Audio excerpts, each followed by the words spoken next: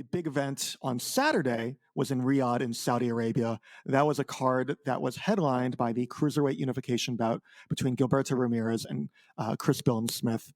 Darren, I know that you watched that fight.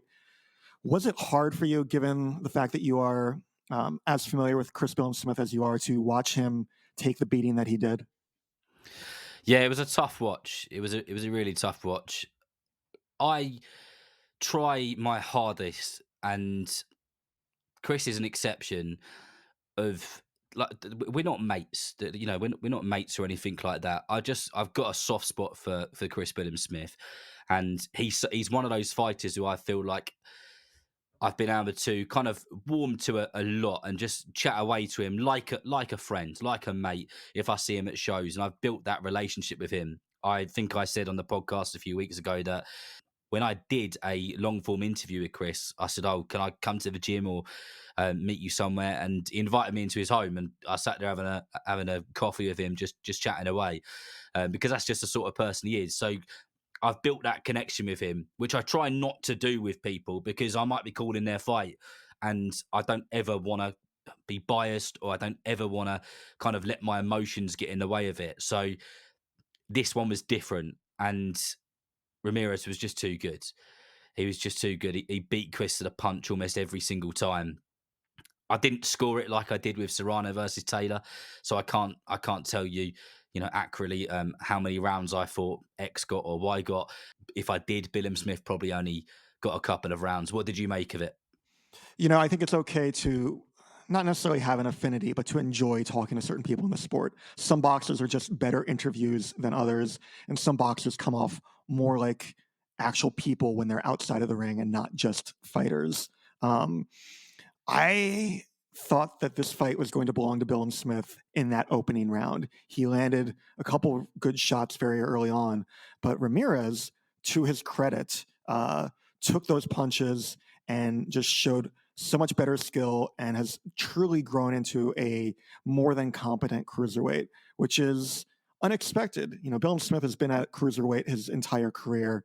Gilberto Ramirez started as a middleweight, held a super middleweight title, was a contender at light heavyweight, lost to Dimitri Bivol, and now here he is. He can probably be considered the number 2 cruiserweight in the world. Just landed some great combination punches. I think he hurt Billam-Smith repeatedly. I was hoping that Billam-Smith's corner would stop the fight as opposed to letting it go the distance, just because of the amount of punishment that he was taking. I'm hoping that Billam-Smith is okay. I imagine it'll take some time for him to recover as well. What this means now for Gilberto Ramirez, he may or may not have a mandatory coming up. Jai Opetaia might have a mandatory coming up, but at some point in 2025, I would love to see Gilberto Ramirez versus Opetaia. Yeah, and just rewinding to Billam-Smith, and I'll come on to Zerdo in a second. Tactically, I wonder if Shane McGuigan and Chris got it right on that night, because normally, and maybe they did, but Ramirez was just too good, and he was too quick, and he was just winning the exchanges over and over again. But normally, like, Shane McGuigan is probably one of the best tacticians in the game. So I do wonder if there was a rematch and they had a different approach, how that would go. But yeah, it was a bit of a shutout performance in the end, which leads me on to what happens next for Zerdo Ramirez, and whether it's the next fight due to mandatories or not. How good is Ramirez versus Jai Opetaia? That has got a fight of the year contender written all over it, hasn't it? It truly does. And I think I saw it was either Adam Abramowitz or somebody else on Twitter noting the fact that Opetaia, as good as he is, has shown an occasional tendency to fade later on. And if Ramirez is able to sustain the pace that he was able to show against Billam-Smith, that could be a tough night for Opetaia at the office. Yeah, no, it could be. But how good is that cruiserweight division, though?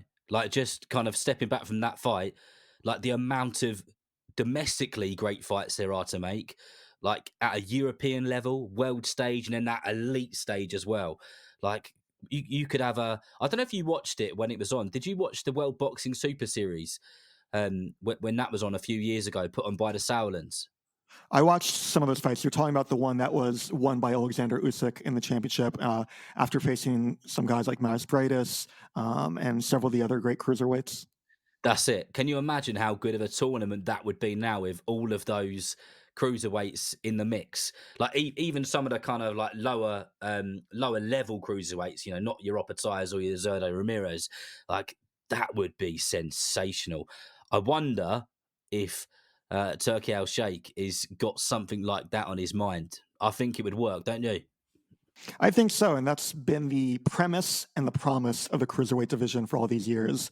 I remember Showtime back in the mid 2000s was putting on the likes of Jean-Marc Mormac, O'Neal Bell, Wayne Braithwaite, some of these great cruiserweights. And the fun of the division is that, as Billam-Smith said in our interview the other week, they are basically the size of what Muhammad Ali was when he first turned pro. So they have that speed, they have that power. They throw in greater volumes than you tend to see at heavyweight. So they tend to put on some of these entertaining fights. And so long as there's not the continued allure of fighters moving up to heavyweight, you notice I didn't say the allure of moving to bridgerweight because I don't think that that is quite there yet. So long as people aren't continuing to be tempted for the big money against these bigger opponents in the heavyweight division, I think that we could continue to see a renaissance at cruiserweight. Yeah, I do, and I love the tournament format. And years ago in the UK, we used to have something called Prize Fighter, kind of is what it says on the tin, and they were great. They were absolutely brilliant because there was things like knockout bonuses on there, and you get even more of a knockout bonus if it ended in the first round, and that sort of stuff in the cruiserweight division, and chucking people that you may not think are ready for it, and just watch them like shine. Someone like Chev Clark, who's an up and coming cruiserweight in the UK, stick someone like him in there. Oh God, I'm getting excited about it already, and it's probably not even been thought about.